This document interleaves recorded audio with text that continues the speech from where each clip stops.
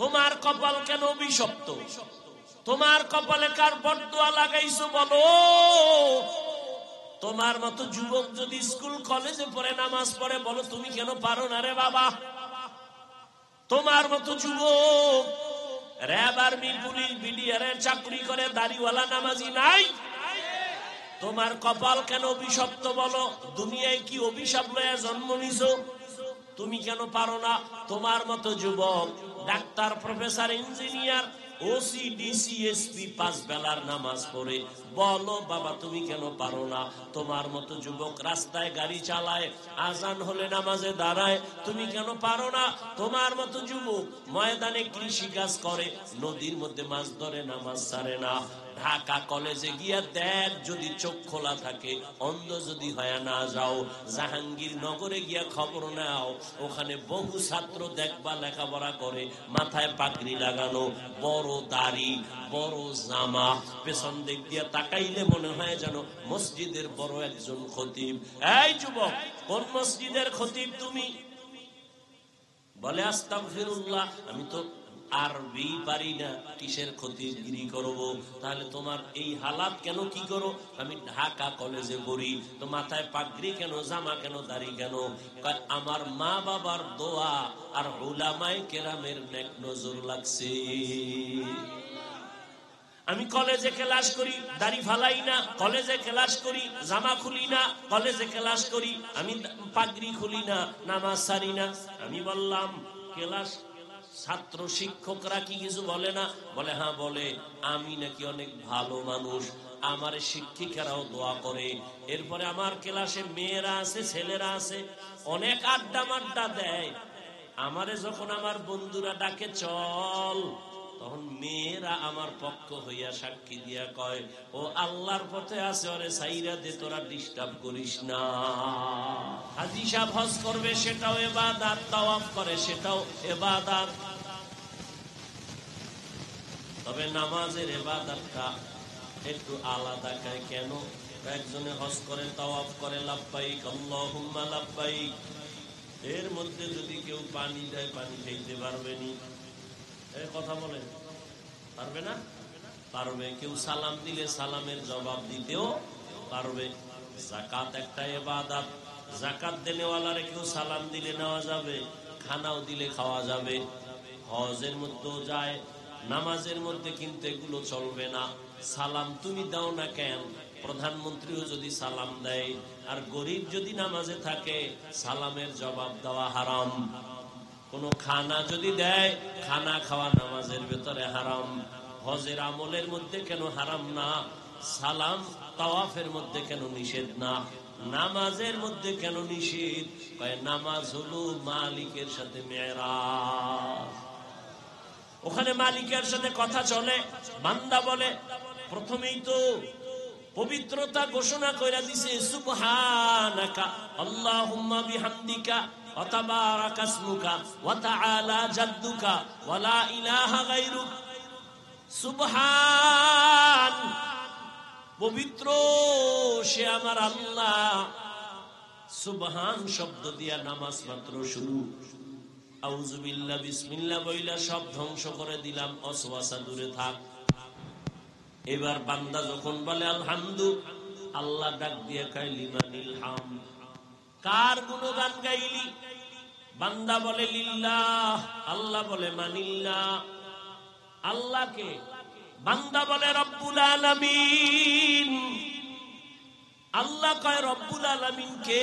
বান্দা বলে রহমানুর রহিম, বলে রহমান কে, রহিম কে? মানির রহমান। বলে মালিক ইয়াউমিদ্দিন। আল্লাহর সাথে কথা হয় না? এখন খানা চলবে? কোন খানা চলবে না।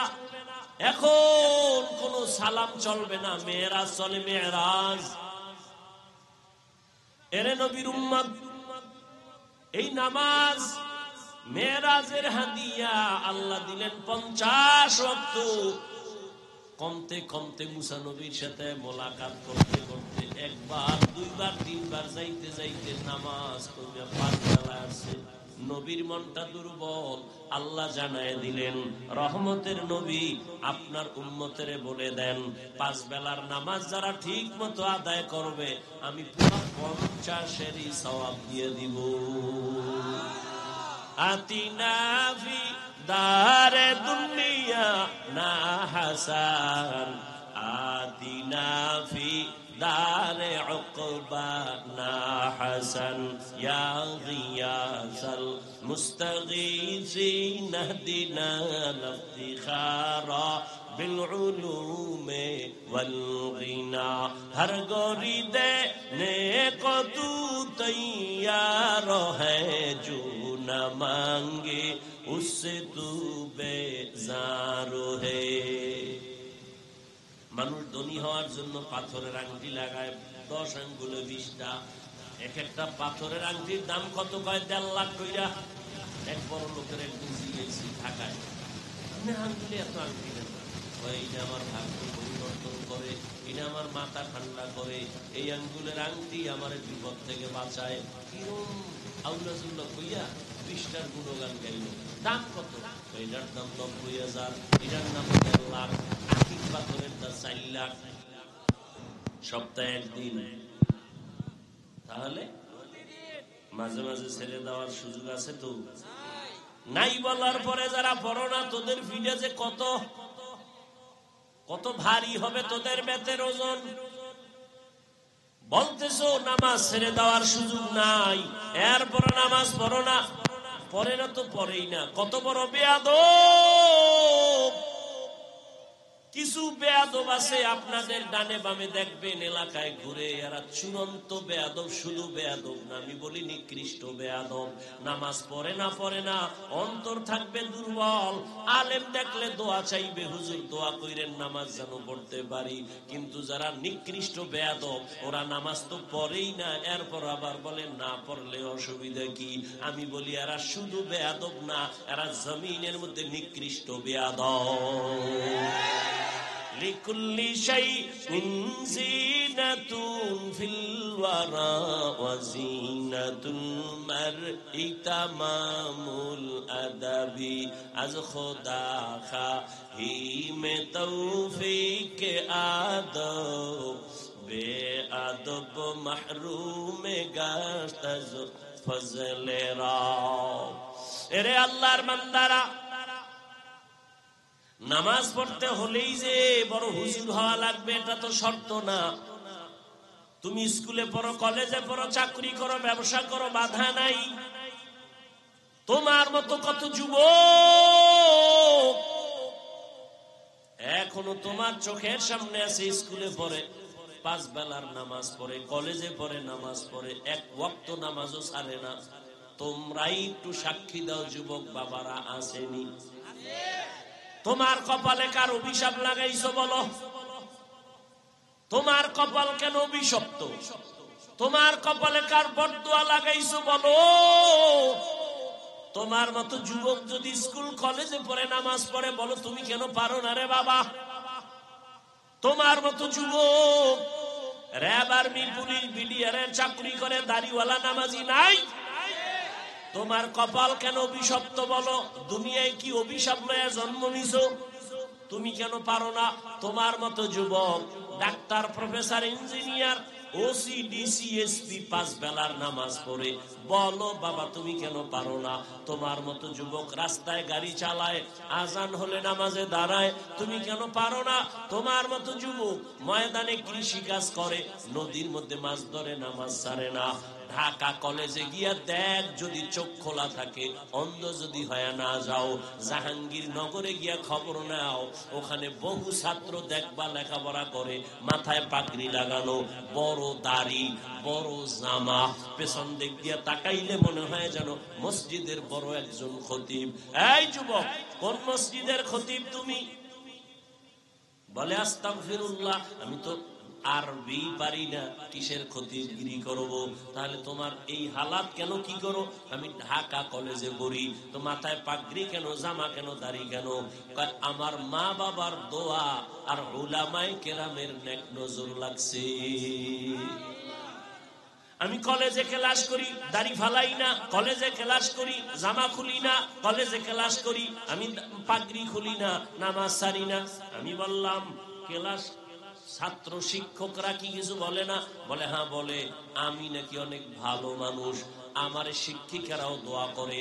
এরপরে আমার ক্লাসে মেয়েরা আছে, ছেলেরা আছে, অনেক আড্ডা মাড্ডা দেয়। আমারে যখন আমার বন্ধুরা ডাকে চল, তখন মেয়েরা আমার পক্ষ হইয়া সাক্ষী দিয়া কয়, ও আল্লাহর পথে আছে, ওরে সাইরা দে, তোরা ডিস্টার্ব করিস না। আর কি চাই? এই নিমক হারাম, সারা রাত মোবাইল চালাইয়া কবিরা গুনাহ করে চেহারাটা নষ্ট করেছো, লজ্জা শরম কোথায়? তো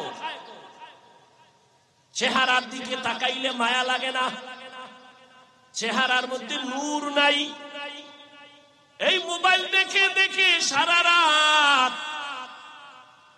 ঘুম নষ্ট করিয়া অসুস্থ হয়ে গেছো, খবর নাই। কিডনি দুর্বল, হার্ট দুর্বল, মেধা দুর্বল। এই মোবাইল চালাইতে চালাইতে তোর চোখের পাওয়ার নাই। হসপিটালে গিয়া পরীক্ষা করে দেখ, গাঞ্জা খাইয়া অজে বসি নাই, মাস্তানি করিস না, সাবধান। পরীক্ষা করে দেখ, এই মোবাইলের কারণে তোর কিডনি দুর্বল, হার্ট দুর্বল, ব্রেন দুর্বল। চেহারা তো খাইছো। চোখের পাওয়ার কম, কানের পাওয়ার কম, হাতের পাওয়ার কম। অল্প দিন বাকি আছে, পঙ্গু হবি, পঙ্গু। বেশি দিন নাই, অপেক্ষায় থাক। আর খোদায় যদি লইয়া যায় বাইকের উপরে উড়ার পরে, কারণ নতুন মরণ ফাঁদের নাম বাইক। এটা একটা নতুন মরণ ফাঁদ। তোরা চাও বাঁচতে, কিন্তু যে আকাম করো তাড়াতাড়ি মরণ না বুদ্ধি। মোবাইল তাড়াতাড়ি মরবি, সুস্থ অবস্থায় তোর মরণ হবে না।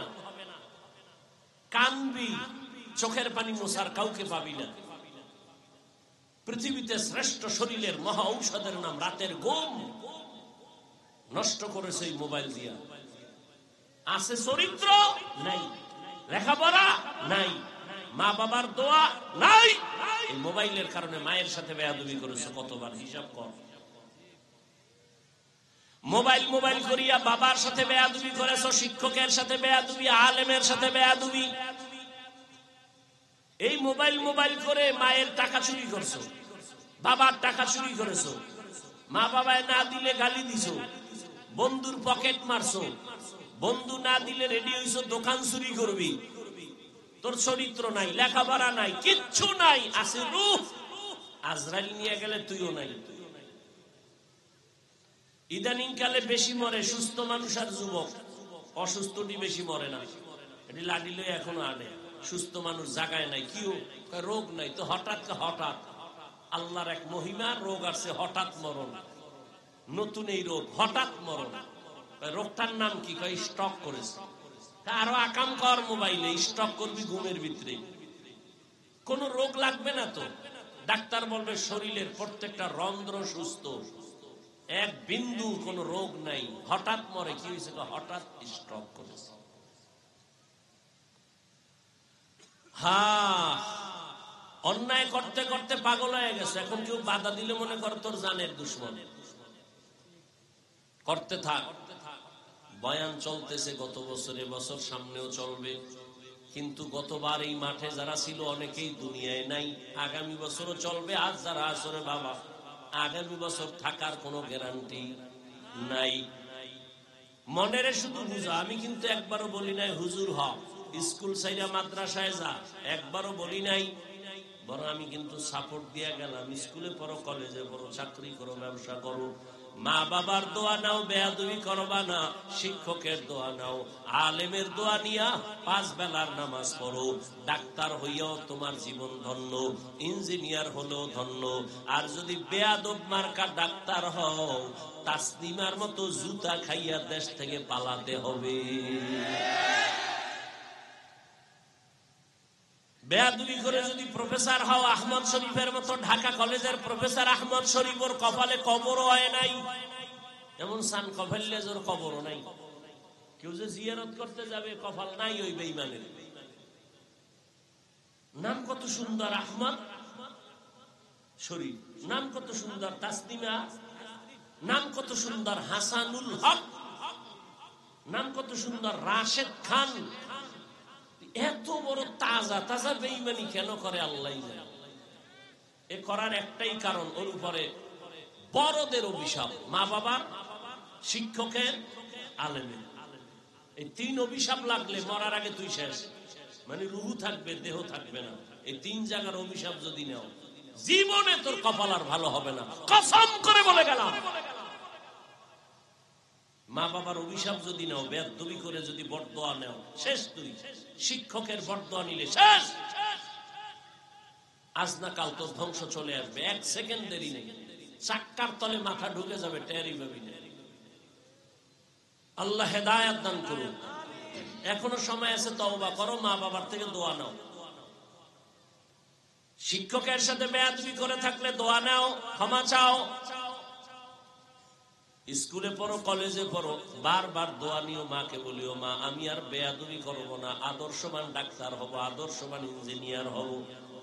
তওবা করে নেওয়ার আল্লাহকে বলো, হে আল্লাহ, জীবনে তো কম অন্যায় করি নাই, মনে চাইছে রাতে ঘুমাবো না, আড্ডা দিছি, কেউ ফিরাইতে পারে নাই।